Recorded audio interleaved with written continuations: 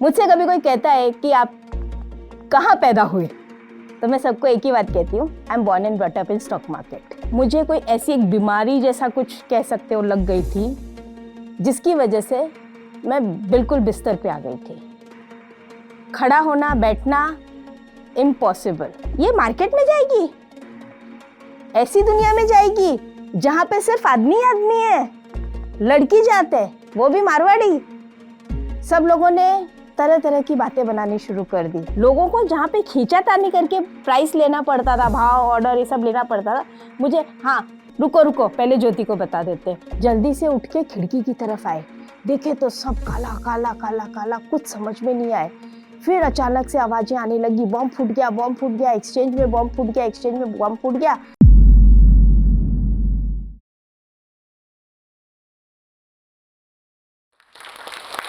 मैं हूँ ज्योति बुदिया और मैं 1986 से स्टॉक मार्केट में हूँ।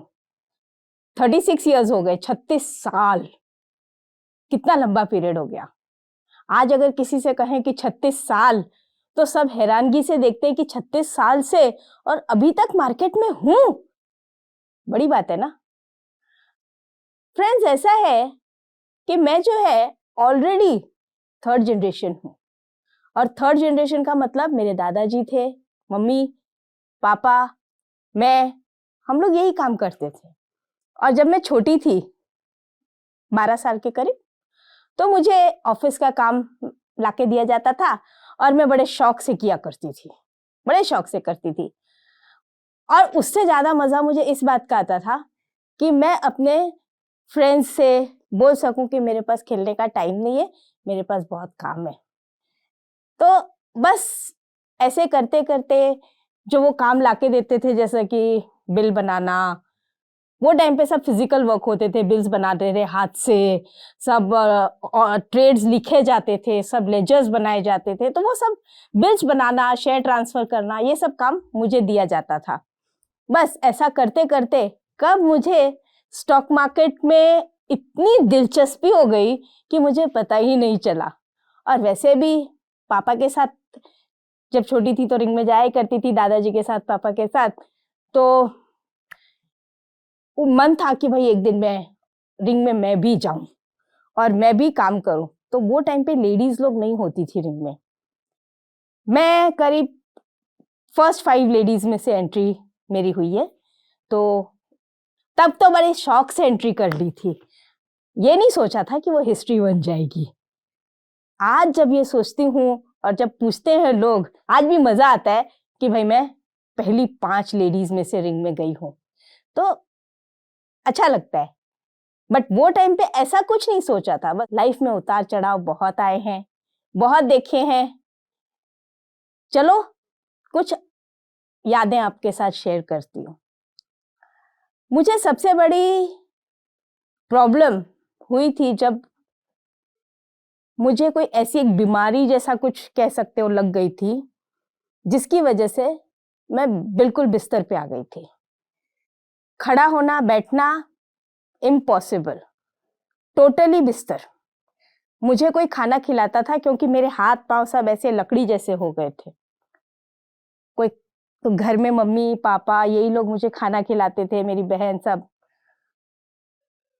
वो टाइम याद नहीं करना चाहती। वो टाइम पे मेरा एक ही सपना था कि कैसे मैं खड़ी हो जाऊं, कैसे मैं अपना काम करने लगूं। 6 महीने लगे, भगवान से प्रार्थना करते करते एक दिन उन्होंने सुन ली। और हमारे रिलेशन में ही एक डॉक्टर हैं, उन्होंने मेरा इलाज किया और मैं चलने फिरने लग गई। हाँ, उन्होंने एक बात जरूर की थी कि तुम चल तो सकोगी लेकिन फिगर खराब हो जाएगा। अब आप बताओ, फिगर जरूरी है या चलना? मेरे लिए तो चलना जरूरी था।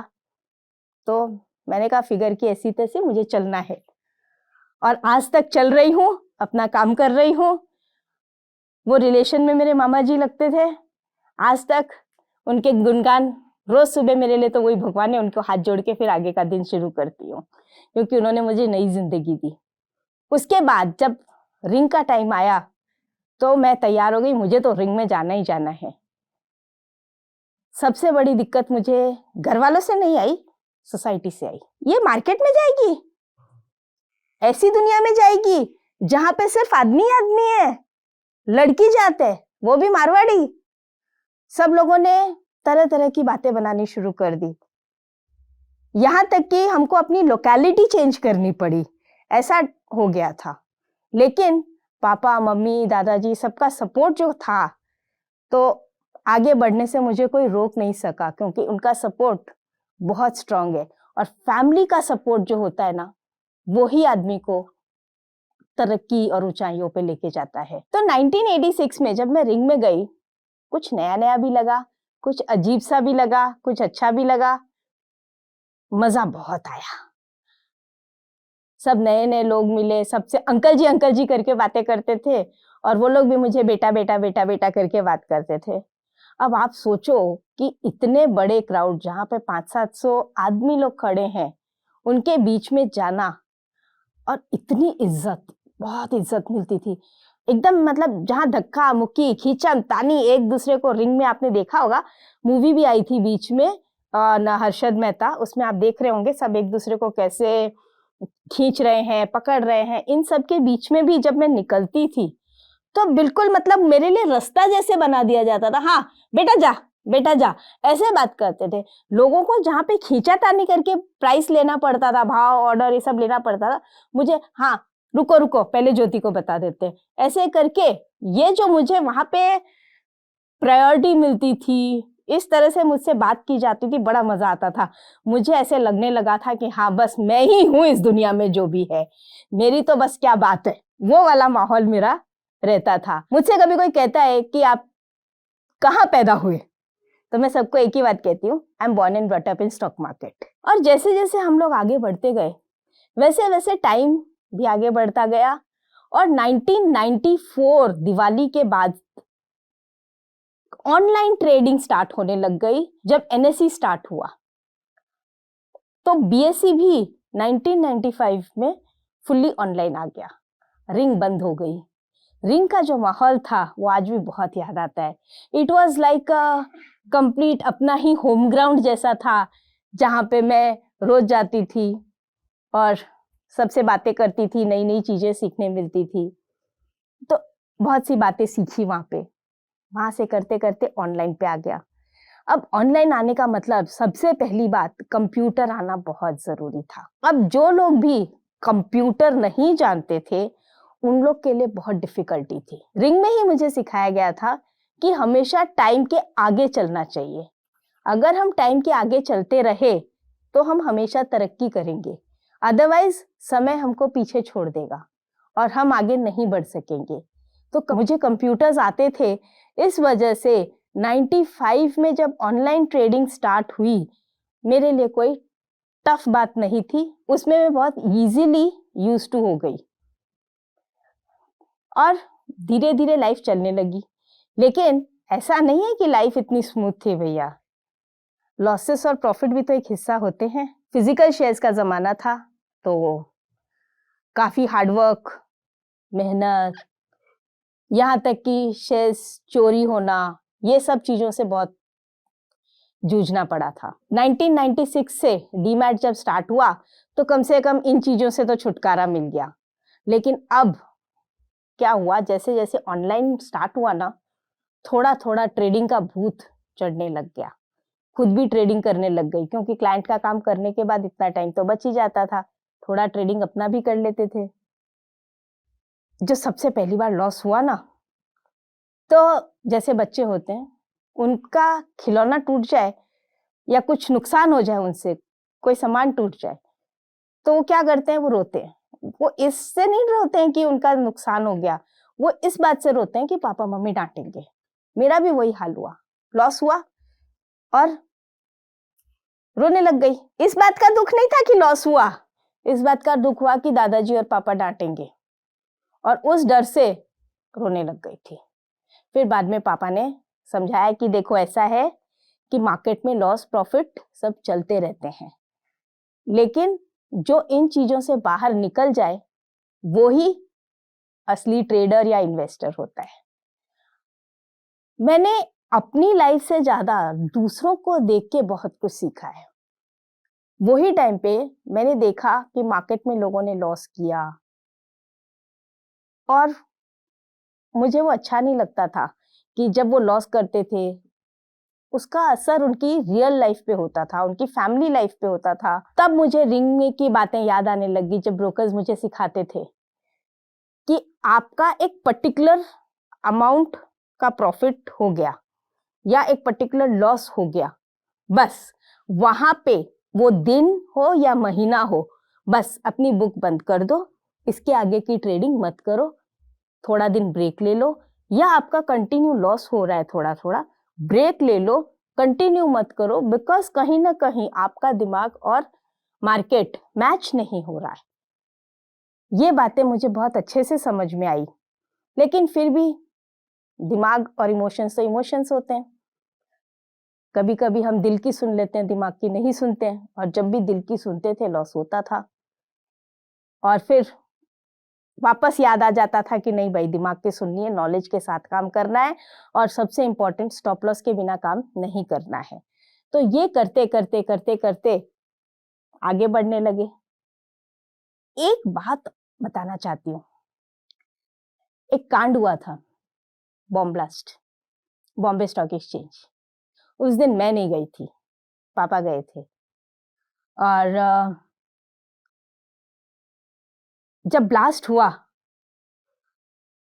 इतनी जोर की आवाज आई, इतनी जोर की आवाज आई, ऑफिस में बैठे थे हम लोग, हमें ये नहीं समझ में आया कि धरती फटी, आसमान फटा, क्या हुआ क्या नहीं, सब हिल गए, चारों तरफ कांच फूट गए, सब कुछ हो रहा था। जल्दी से उठ के खिड़की की तरफ आए, देखे तो सब काला काला काला काला, कुछ समझ में नहीं आए। फिर अचानक से आवाजें आने लगी, बॉम्ब फूट गया, बॉम्ब फूट गया, एक्सचेंज में बॉम्ब फूट गया, एक्सचेंज में बॉम्ब फूट गया। अब ये सुन के तो मेरे तो हाथ पांव सुन्न हो गए, क्योंकि पापा रिंग में थे, और मैं यहाँ से ऑफिस से किसी को भेजूं तो वो लोग भी बोले भाई कुछ समझ में नहीं आ रहा है, वहां की हालत तो एकदम खराब है, पूरा स्ट्रीट जो है खून से भरा हुआ है। जब पापा ऑफिस आए, मैं उनसे लिपट के इतना रोई, इतना जोर जोर से रोई कि पूरी बिल्डिंग इकट्ठी हो गई ऑफिस की कि पापा को क्या हो गया। लेकिन वो अपने पापा को देखे बोला आप तो सही सलामत हो, तो फिर ज्योति तू क्यों रो रही है? मैंने कहा इतनी देर बर्दाश्त किया, अब नहीं बर्दाश्त हो रहा था इसलिए। तो वो एक जो कांड मैंने देखा था वो आज तक कभी भी याद आता है।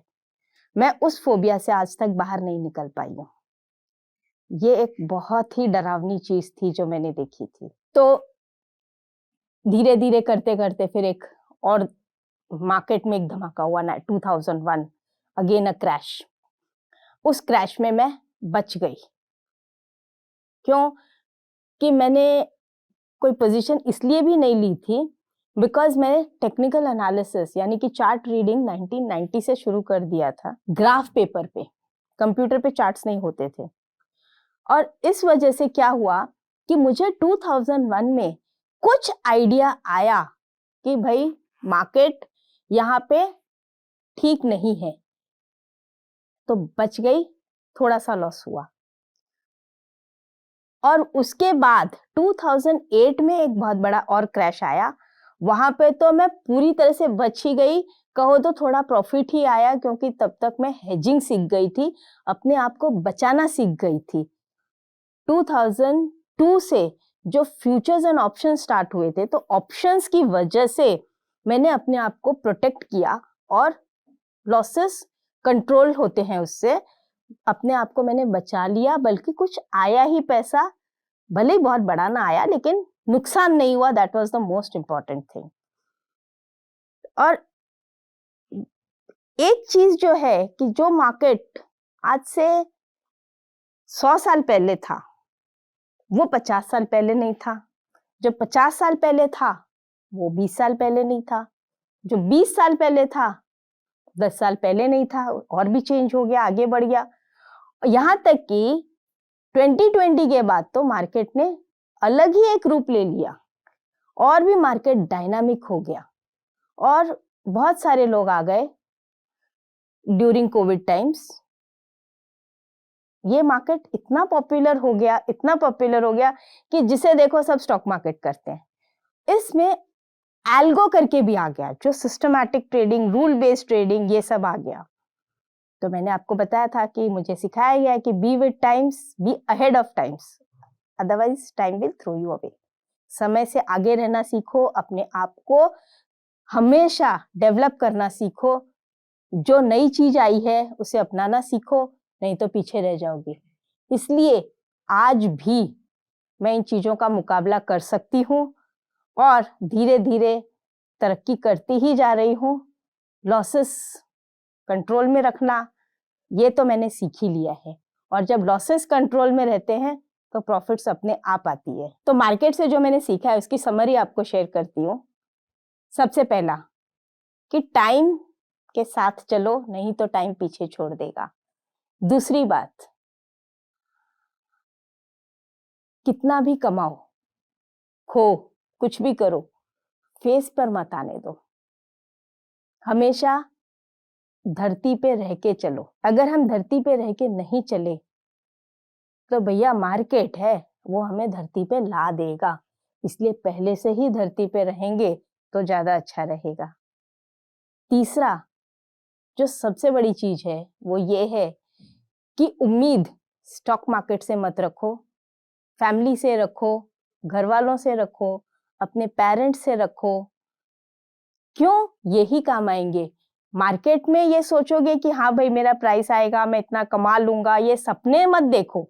सीखो, नॉलेज लो, फंडामेंटल्स, टेक्निकल्स, ऑप्शंस, जो सीखना है सीखो। सीख के ये देखो कि सबसे बड़ी बात क्या है कि मुझे लॉस कितना लेना है। पहले वो पैसा टेबल पे रखो कि भाई मैं इतना लॉस उठा सकता हूँ, तभी आगे का काम करो, नहीं तो मत करो। अगर लॉस लेने की कैपेसिटी नहीं है तो मत लो। इसका मतलब ये नहीं कि मैं बहुत बड़ा लॉस ले सकता हूँ, एकदम छोटा सा, जितना आप बर्दाश्त कर सको, आपकी पॉकेट को तकलीफ ना हो, सिर्फ उतना ही लॉस टेबल पे रखो। और वो लॉस हो गया, क्लोज। अगर वो डेली का है या मंथली का, जो भी आपका है, क्लोज कर दो, चुप बैठो। जरूरी नहीं है कि आपको रोज ट्रेड करके पैसा कमाना ही है। नहीं मिल रहा है मत करो, जो करो नॉलेज के साथ करो, तो आगे बढ़ते ही जाओगे, बढ़ते ही जाओगे, बढ़ते ही जाओगे। और एक दिन ऐसा आएगा कि जैसे मैं आज जोश टॉक्स पे आ गई हूँ, हो सकता है आप भी आ जाओ। और इसके लिए मैं जोश टॉक्स को बहुत बहुत धन्यवाद दूंगी। शायद मेरी ये स्टोरी अगर ये किसी को मोटिवेट कर सकती है, किसी को कुछ समझा सकती है, हिम्मत दे सकती है, तो मैं समझूंगी कि मैंने बहुत कुछ अचीव कर लिया और मैं सही राह में, सही दिशा में जा रही हूँ। सो थैंक यू जोश talks, thank you very much for calling me और मेरा इंटरव्यू लेने की। उम्मीद करती हूँ कि जो लोग मुझे सुन रहे हैं, देख रहे हैं, उनमें हिम्मत आएगी। और सबसे बड़ी बात, जो ट्रेडर्स हैं वो स्टॉप लॉस की वैल्यू समझेंगे और आगे बढ़ना चाहेंगे। धन्यवाद।